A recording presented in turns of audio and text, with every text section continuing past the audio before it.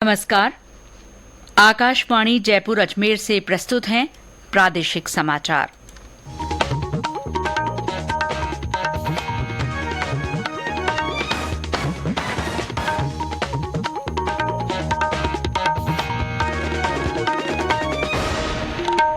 मुख्य समाचार। प्रधानमंत्री नरेंद्र मोदी ने संकल्प सप्ताह का शुभारंभ किया। कहा, आकांक्षी प्रखंड कार्यक्रम देश के 500 आकांक्षी प्रखंडों में लोगों का जीवन बेहतर करेगा।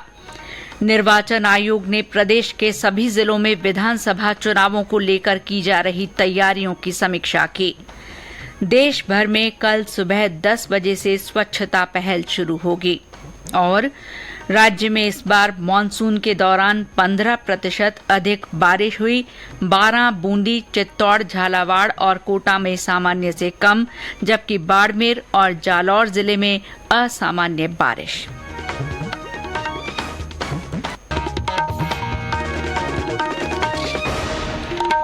समाचारों के साथ मैं शीला चावला। और अब समाचार विस्तार से।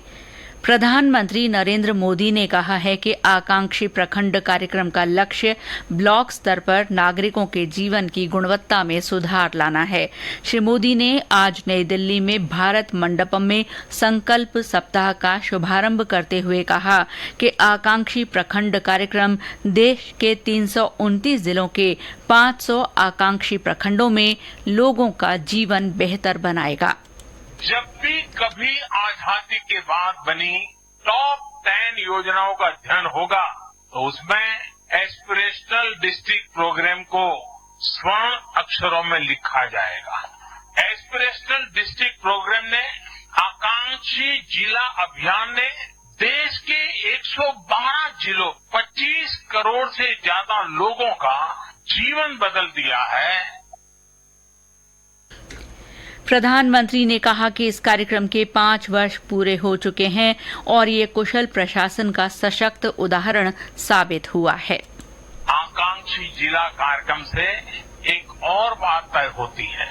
अगर हम गुड गवर्नेंस की बहुत बेसिक चीजों पर ध्यान दें तो चुनौतीपूर्ण लगने वाला लक्ष्य भी हासिल हो सकते हैं।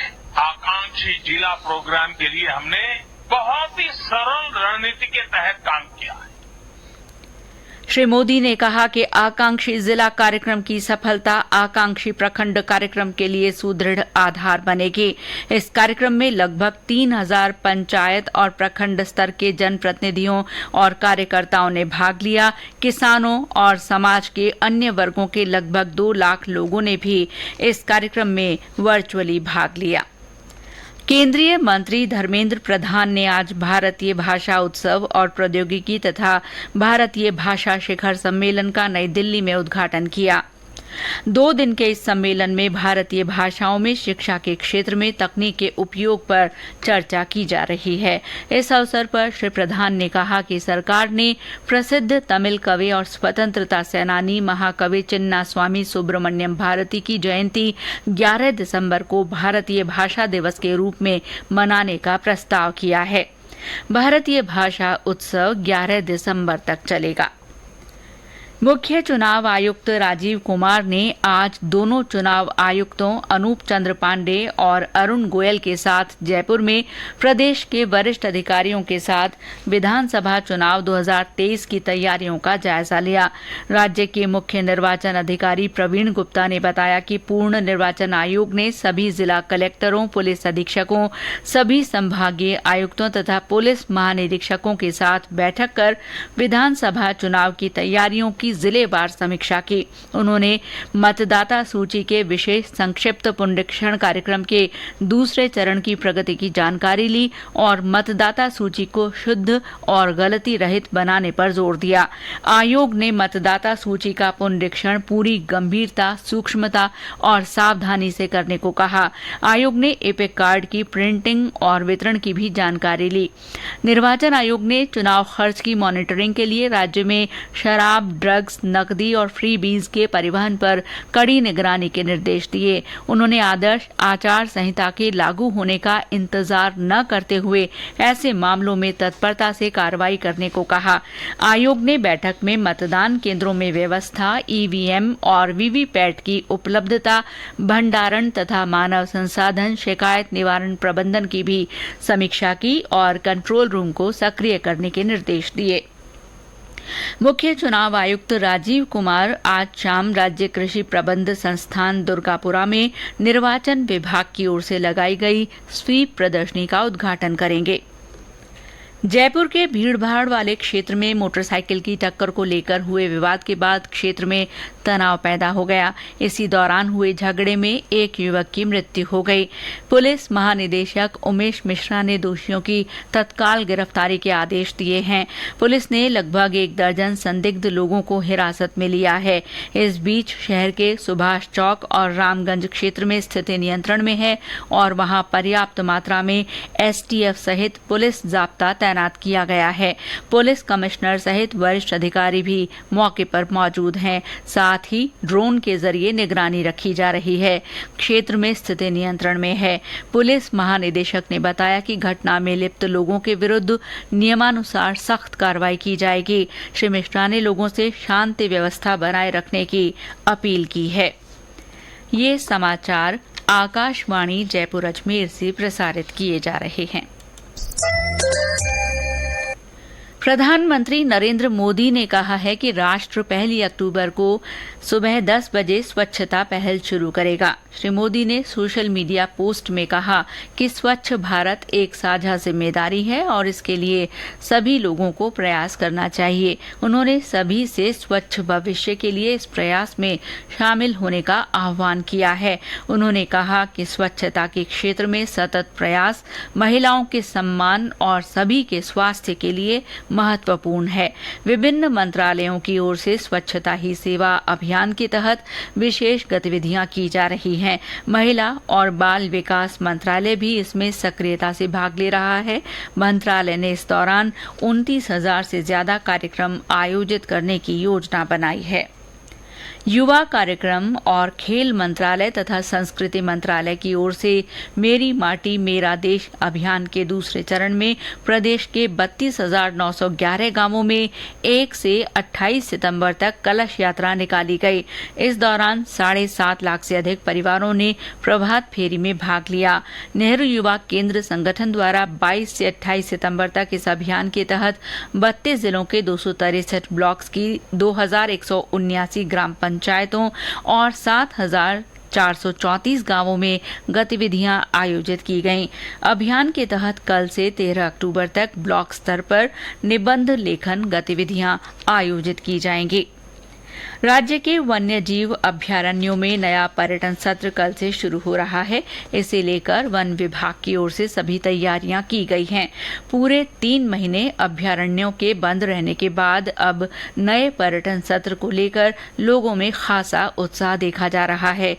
अलवर के सरिस्का, सवाईमाधोपुर के रणथंभौर बाघ अभ्यारण्यों और भरतपुर के केवलादेव राष्ट्रीय पक्षी अभ्यारण्य में पर्यटकों की बुकिंग होने लगी है। हमारे सवाईमाधोपुर संवाददाता ने बताया कि रणथंभौर राष्ट्रीय उद्यान में चहल पहल बढ़ गई है।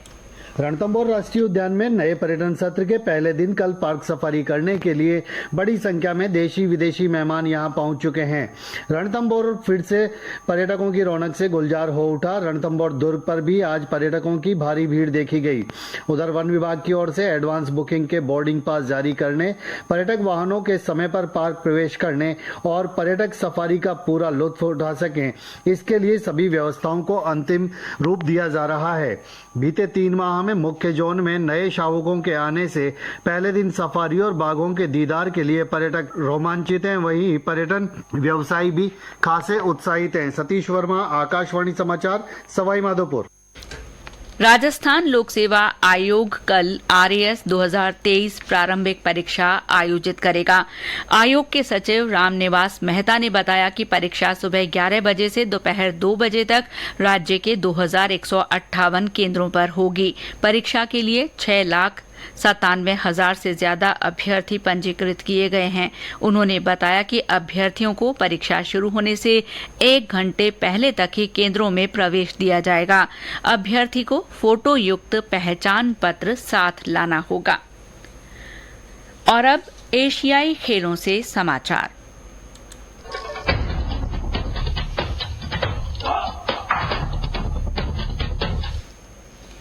चीन में हांगझोउ एशियाई खेलों में आज भारतीय स्क्वॉश टीम ने पाकिस्तान को हराकर स्वर्ण पदक जीत लिया है।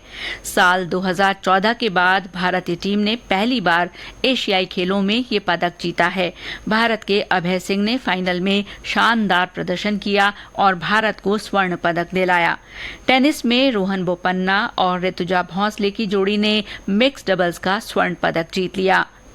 प्रधानमंत्री नरेंद्र मोदी ने एशियाई खेलों में स्वर्ण और रजत पदक जीतने वाले खिलाड़ियों को बधाई दी है। श्री मोदी ने सोशल मीडिया पर एक पोस्ट में कहा कि इन खिलाड़ियों की प्रतिभा, समर्पण और टीम भावना प्रशंसनीय है। इनसे युवा खिलाड़ियों को प्रेरणा मिलेगी। और अब मौसम।